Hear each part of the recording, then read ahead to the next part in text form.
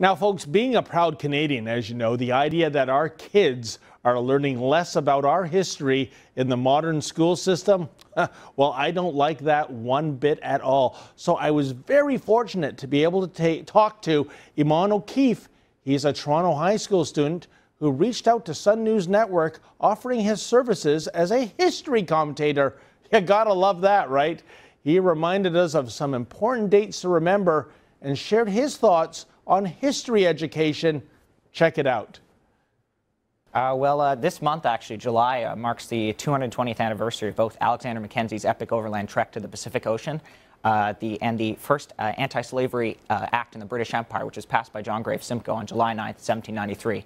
As well, the 27th of July is actually the 60th anniversary of the end of the Korean War, in which Canada took a very valiant role in. If we can maybe talk about the Korean War and to a certain extent the First World War and the Second World War. I mean, I know you're a real history scholar for your age, and I'm just wondering, I'm thinking back to my high school days when I took Canadian history, and it seemed that these very important parts of Canada becoming a nation, an independent nation from Britain, occurred, especially during the First and Second World War. Yet why is there so little attention focused on that? Well, I think Canada in general has to do a better job of teaching its own history. For example, my education, I had a course in grade 7 which talked about Canada from the very beginnings up to just prior to Confederation. And then after a one-year interlude, we had another course talking about the First World War, essentially on to the 1970s. And first, I agree that many of the First World War and Second World War are very important points in our history that we often neglect. But also, at least in my education, I missed 50 years of the formative formative years of Canada's identity as a nation as we evolved into our own independent nation, like the British North America Acts that actually made us a country. The Transcontinental Railroad, I never was educated in school about that. The Klondike Gold Rush. All just seems to be swept under the carpet. I think that's a real shame. And I'm wondering what's driving that. I mean, is this some sort of like liberal progressivist attitude getting into the curriculum?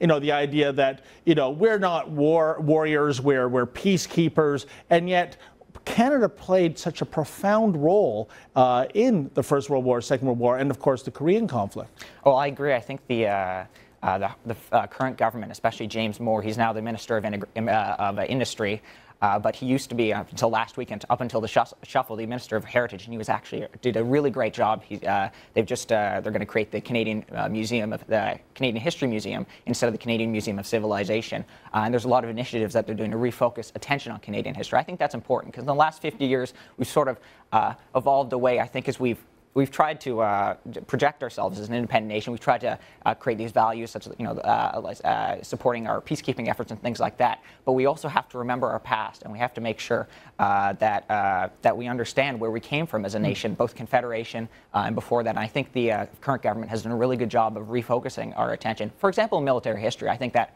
has often been lost in the First and Second World War. This year I actually went on a trip. I got a scholarship to go to Vimy Ridge with the Vimy Foundation, and that's a very important program where they're helping send students, helping raise awareness for these formative moments in Canadian history where we fought at Vimy Ridge and the Somme. And I think often people forget about that. As a nation, I think we do a very poor job of remembering our history. Indeed, and if I got my facts straight, I believe, over 10,000 injuries at Vimy Ridge, 3,600 casualties, an incredible battle of Canadians working independently for the first time on a battlefront from Britain. Yes. And yet, I'm thinking back to my high school days, my elementary school days. No word of a lie, I can barely remember Vimy Ridge being mentioned, and I think that's a disgrace. Well, yeah, I think the state of our history education is a national embarrassment. When you look that only 27% of young Canadians aged 18 to 24 can remember the year of Confederation, 1867. That's a disgrace. These people just came out of our school system. Wait a minute, how many percent? 27% of young Canadians only 27% of young Canadians can remember the year of our Confederation, 1867. They wouldn't even pass a citizenship test, and I think that's embarrassing considering they just got out of the school system.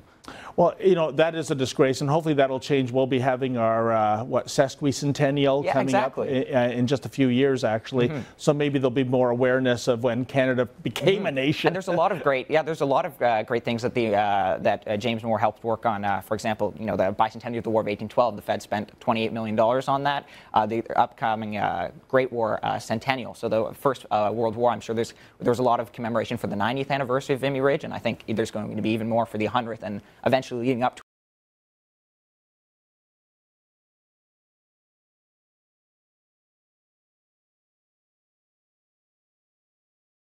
but enormously important in terms of there being something to call Canada in the decades ahead. And of course, the Canadian government, it was 2 years ago, I believe, reintroducing the words royal to the Navy and the Air Force. So there's some understanding, I think, there of our historical roots, and good for them on that. Now tell me, because again, this wasn't taught to me in school, Eamon, Mackenzie's March, why is this significant? Well, Alexander Mackenzie was a Scotsman who worked for the Northwest Company, fur trading company. And the big thing at that point was finding the Northwest Passage. They wanted to find a way, a sea route to get to Asia, to get the spices, to get all the goods they thought were in China.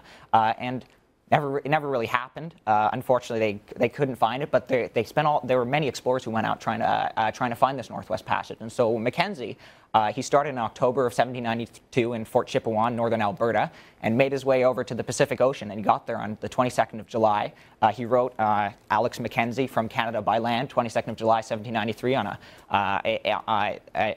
the side of a cliff on the Pacific coast. And that really was important for Canada in many ways, because even just to claim our part of the continent, for example, because the Lewis and Clark expedition was just 10 years later, and that was important for the U.S. to say, okay, well, we've bought Louisiana, this is our part of the continent. And the same was for us to say we've explored to the Pacific coast, this is important, we've mapped all this area, and this is what we're going to claim as part of Canada. So it was very important for territorial claims. And Eamon, when you say he made his way over to the Pacific, that's not like getting on a flight at Pearson or hitting the Trans-Canada. No. That in itself, given the time frame, was an incredible achievement, was it not? Oh, yes, and he crossed the Rockies for the first time for a European explorer. And what he did actually is he tried in 1789 to do the same thing and find the Northwest Passage. He didn't find it. He actually found the Mackenzie River, which we named after him. He called it, though, the Disappointment River, because he was so angry he couldn't find it. So he says, well, screw this. I'm going to go back to England, learn a little bit more about latitude and longitude,